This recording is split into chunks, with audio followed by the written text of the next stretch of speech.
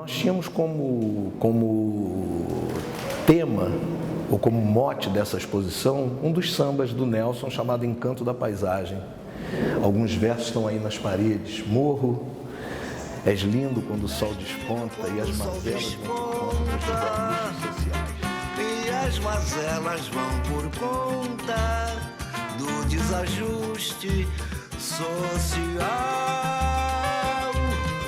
Acreditava é que essa exposição ela poderia de alguma forma representar um novo componente pictórico no trabalho dele, além das baianas, além dos passistas, além dos barracões, a gente agregou aí outros elementos.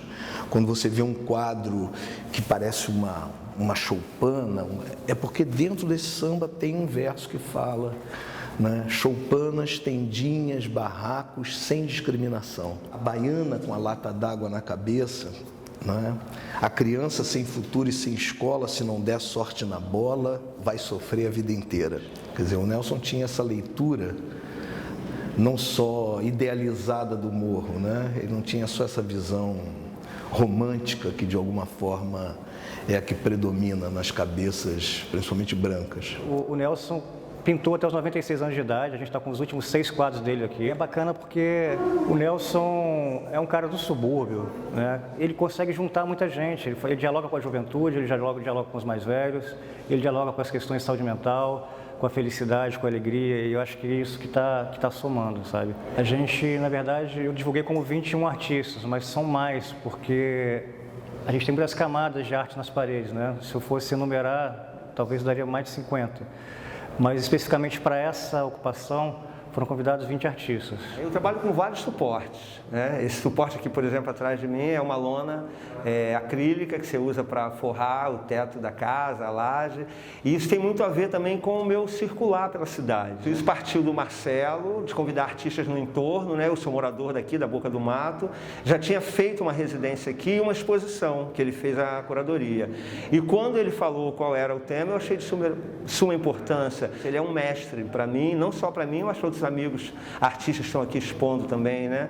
A gente está cravado no meio de Engenho de Dentro, né? Cercado de pelo menos 8 bairros em volta, e quase sempre as coisas acontecem na Zona Sul ou no centro, né?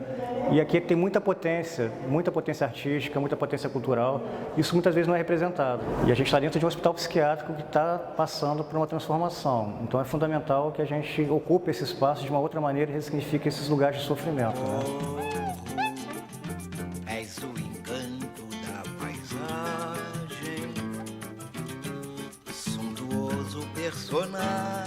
Foram agregados outros elementos aqui, um primeiro violão dele, um célebre violão verde. É muito ruim esse violão, é intocável.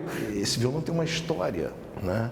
Tiveram a ideia de fazer um musical, chamaram Clementina de Jesus, Araci Cortes, e montaram um grupo com 4, Paulinho e tal. Aí sentiram a necessidade de ter mais um violão. Aí o Elton Medeiros, amigo do Nelson, falou: eu conheço um músico, um violonista lá da Mangueira, é o Nelson Matos, não era sargento.